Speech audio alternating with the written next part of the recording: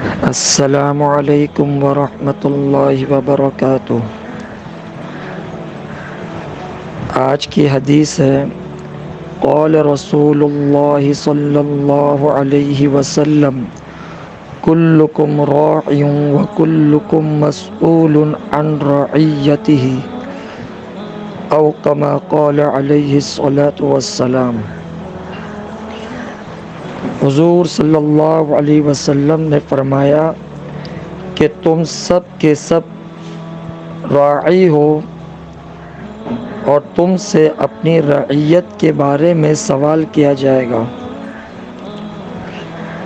اس حدیث کے ذیل میں آپ صلی اللہ علیہ وسلم نے کئی باتوں کی طرف اشارہ فرمایا ہے۔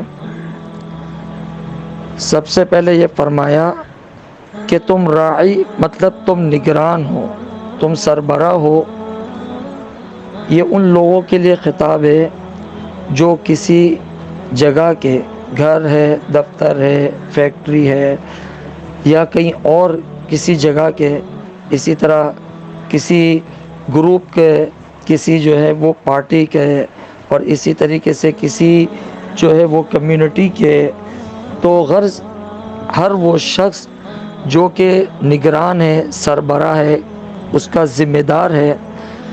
تو اللہ کے نبی علیہ الصلوۃ والسلام نے فرمایا کہ جو یہ ذمہ دار ہے، نگران ہے، سربراہ ہے، ان سے ان کی رعیت کے بارے میں سوال کیا جائے۔ رعیت کا مطلب کہ وہ لوگ جو آپ کی ماتحتی میں کام کر رہے ہیں وہ رعیت کہلاتے ہیں۔ تو ان سربراہوں کی یہ ذمہ داری ہے کہ جو بھی ان کے ماتحت کام کر رہے ہیں تو ان کے جیسے دنیاوی اغراض کا ہم خیال رکھتے ہیں، ان کی ضرورتوں کا خیال رکھتے ہیں، اسی طریقے سے ان کی دینی مقاصد اور دینی اغراض کا بھی خیال رکھنا بہت ضروری ہے۔ جیسے کہ دیگر جگہوں پر ہوتا ہے کہ جی لوگ کام کرتے ہیں تو کہتے ہیں جی آپ کو نماز پڑھنے کی اجازت نہیں، یا آپ جائیں تو بس 5 منٹ میں آ جائیں، 7 منٹ میں آ جائیں۔ تو یہ غلط ہے۔ کل اس شخص سے ان کی رعیت کے بارے میں سوال ہوگا کہ تم نے فرض عبادات میں، معاملات میں کیوں رعایت نہیں کی۔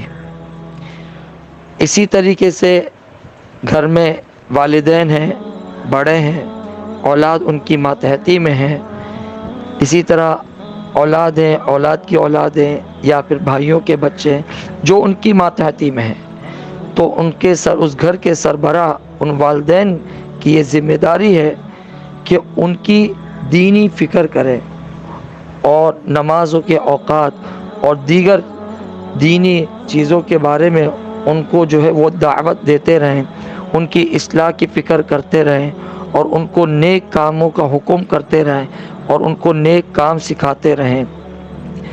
اسی طریقے سے وہ لوگ جو دفتر میں ہیں تو ان لوگوں کا خیال رکھے جو ان کی ماتحتی کے اندر لوگ کام کر رہے ہیں، ان کی نمازوں کا خیال رکھیں، ان کے تلاوت کا خیال رکھیں کہ بھائی یہ شخص پڑھتا ہے، کبھی کبھی ان سے پوچھ لینا چاہیے۔ تو دینی فکر کرنا یہ ہر ایک کی ذمہ داری ہے۔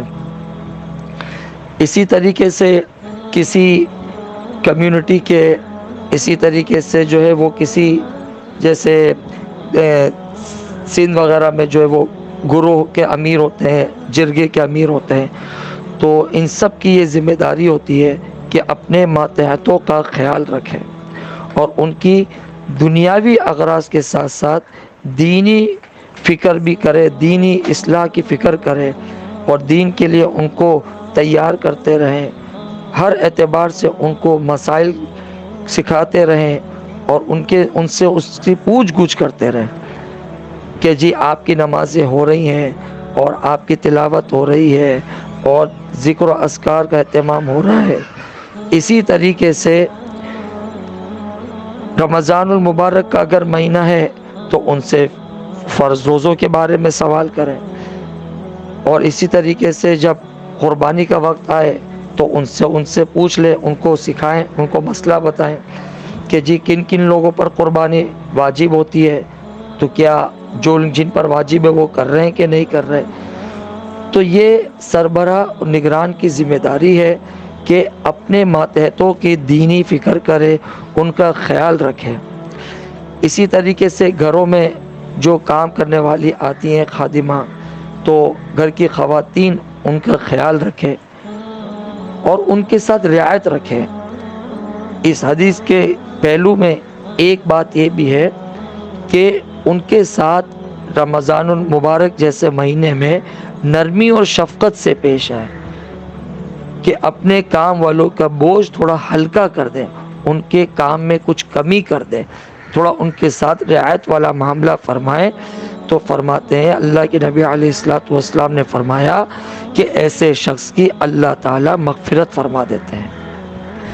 اور اسی طرح وہ لوگ جو فلاحی کام کرتے ہیں تو ان کے اوپر بھی ذمہ داری ہے کہ حقوق اللہ کے ساتھ ساتھ حقوق العباد بھی انتہائی ضروری ہے. تو اپنے ماتحتوں کو نمازوں کی بھی ترغیب کرتے رہیں.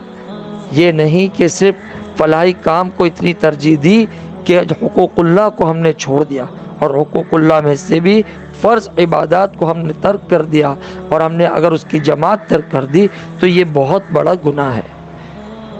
اللہ کو ایسے حقوق العباد نہیں پسند جس میں حقوق اللہ کے جو ہے وہ نقصان ہو رہا ہو اور حقوق اللہ کے اندر کوتاہی ہو رہی ہو، اس کا حق پورا پورا ادا نہ کیا جا رہا ہو. تو اللہ رب العزت کو ایسے حقوق العباد کی کوئی پرواہ نہیں. اس لیے ہر چیز کا ایک دائرہ کار مقرر کیا ہے دین نے کہ کس درجے تک حقوق اللہ ہے، اور اس کے بعد پھر حقوق العباد بھی ہیں، اور جس درجے تک حقوق العباد ہے تو اس کے بعد حقوق اللہ بھی ہے. جیسے کہ ہم دیکھتے رہتے ہیں کہ ایک معاشرے کے اندر ایک فضا ہے، الحمدللہ اچھا عمل ہے کہ لوگ راستوں میں بس اسٹاپ پر اور کوئی کس موڑ پہ کس چوک پر جو ہے وہ لوگوں کو افطار کراتے ہیں. لیکن ان میں سے ایک کثیر مجمع ایسا ہے جن کی نمازیں مغرب کی عصر کی فوت ہو جاتی ہیں، اور اچھا خاصا مجمع تو وہ ہوتا ہے جن کی جماعت ہی رہ جاتی ہے، اور جو لوگ جماعت کی پرواہ نہیں کرتے ان کی نماز بھی نکل جاتی ہے، نماز ہی قضا ہو جاتی ہے. تو اس کا یہ مطلب نہیں کہ ہم اس کام کو اتنی ترجیح دیں کہ ٹھیک ہے کسی کو افطار کرانا بہت بڑا اجر ہے، ان کو خدمت کرنا ان کے بہت بڑا اجر ہے، لیکن حقوق اللہ اس سے کئی گنا بڑا ہے. فرائض سب سے اول درجے پر ہے. اگر آپ نے کسی کو روڈ پر افطاری نہیں کرائی تو اس سے بارے میں پوچھ نہیں ہوگی، لیکن اگر افطار کرانے میں فرض نماز جماعت سے رہ گئی یا نماز قضا ہو گئی تو کل قبر میں اس کے بارے میں پوچھ ہوگی. اس لیے وہ لوگ جو اس طرح کی خدمات سر انجام دیتے ہیں وہ خود اور اپنے ماتحتوں کو اس بات کی ترغیب دے کہ نمازوں کے اوقات میں باجماعت نماز کا اہتمام. اللہ تعالیٰ تمام باتوں پر عمل کرنے کی توفیق عطا فرمائے اور دوسروں تک پہنچانے کی توفیق عطا فرمائے. وآخر دعوانا ان الحمد للہ رب العالمین. السلام علیکم ورحمۃ اللہ وبرکاتہ.